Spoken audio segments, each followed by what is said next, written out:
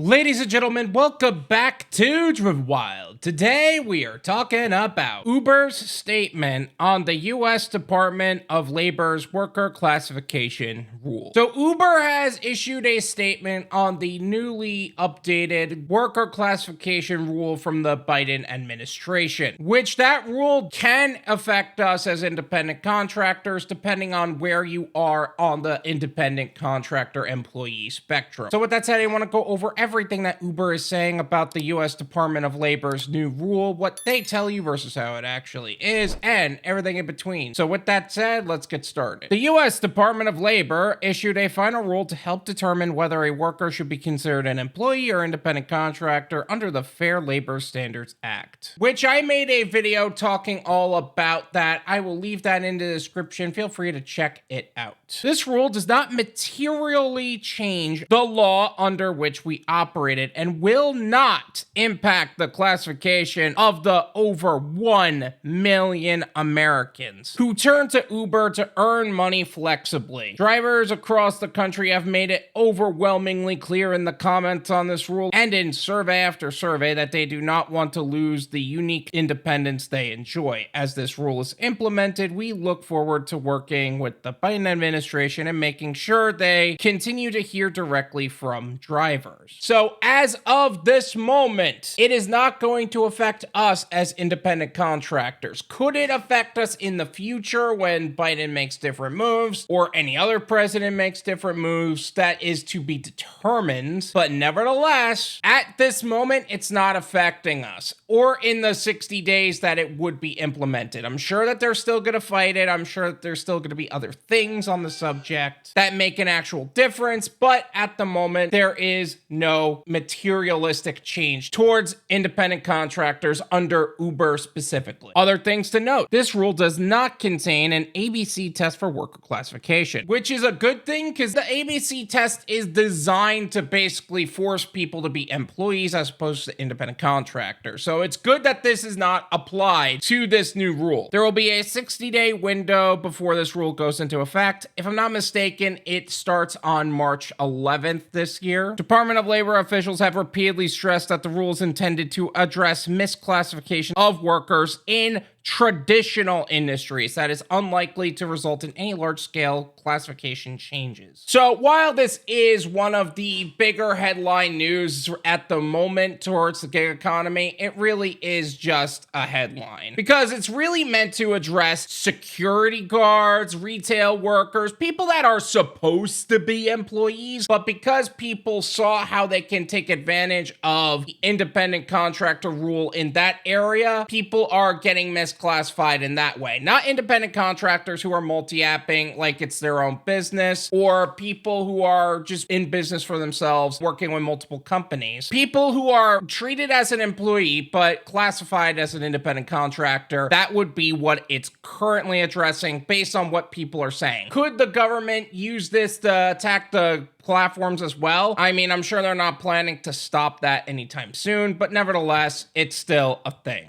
As for Uber, we will continue pushing in states around the country for models that provide drivers with both flexibility and benefits like what our CEO outlined in a New York Times op-ed and what is in our working together priorities. For example, Prop 22 in California, voters overwhelmingly approved Prop 22 in 2020 with 59% of the vote, ensuring that drivers keep their independent status while gaining access to new benefits and protections, including a minimum earnings standard, a healthcare stipend for more active workers, and occupational accident insurance. Actually speaking, occupational accident insurance does already apply to all gig workers across the country. If you don't know about that, I will leave that video in the description. Feel free to check that out. A lot of people in California actually do appreciate Prop 22, so hopefully if they do make a change, it leans more towards that rather than the other options. WAHB 2076 in Washington State, Uber worked worked together with Lyft, a local union, and Democrats in the state legislature to pass a bill providing a minimum wage, paid family and medical leave, and other benefits to ride-hail drivers, while ensuring drivers keep their independent status and flexibility that comes with it. And that is specifically for rideshare drivers, not so much food delivery drivers, but that's neither here nor there. New York State, in November, Uber and New York's Attorney General reached a landmark agreement to ensure drivers retain their independent status and flexibility while also having access to new benefits and protections like a minimum earnings standard, paid sick leave, and more. Which in New York City specifically, that's not something a lot of drivers are happy about, and have actually been commuting to Jersey City to do work instead because they aren't under those same rules. Although it's interesting to see how they're using that, where they weren't happy about it before and actually retaliated. Now they're using it to show a greater light to say, oh, we agreed to it. No, they didn't. But nevertheless, if they gotta play politics to keep us independent contractors, I guess it is what it is. This is my opinion.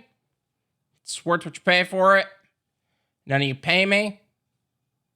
There you go. I think a lot of the gig apps specifically are going to make moves so that way, if there are any changes to how the gig economy works to gig workers in general, that it's only going to be towards the people that are misclassified, not the people who are actually independent contractors. That's something a lot of people are seeing as an issue, and it really is. It's like how people are talking about the abuse of the tipping system, where it's not only the customers trying to pull tip baiting, claiming that they're going to tip after and all that. There are also landlords that are expecting tips, self-serve kiosks that are expecting tips, gas station pumps, not the person pumping your gas station pumps that are expecting tips, among many other people that are not normally a tip-based business that are expecting tips. But I am glad that they're addressing it properly but I'm glad that they're making it clear that they are going to make sure we stay independent contractors, because that's what we wanted as independent contractors working with these companies. Could this go sideways and the government just cancels the gig economy? Of course. I think that would devastate the economy as a whole. But what else is new from the people upstairs? This is exactly why I keep saying diversify your income, develop an exit strategy. The gig economy is, or maybe even now was, an income bridge to what would be a long-term goal. It's not the goal. So it is vitally important to make sure that you are financially safe, depending on how the government likes to mess with our incomes, our overall business, and everything else that comes with being an independent contractor, working with Uber or Doordash or whatever company you are independently contracted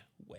And for those of the companies that were taking advantage of independent contractors and misclassifying them as employees, you brought this on yourself and upon all of us. Stop ruining it for everybody. Thank you so much for watching. I really appreciate it. As always, make sure to hit the like button, subscribe if you're new, and I'll see you guys next time. Peace.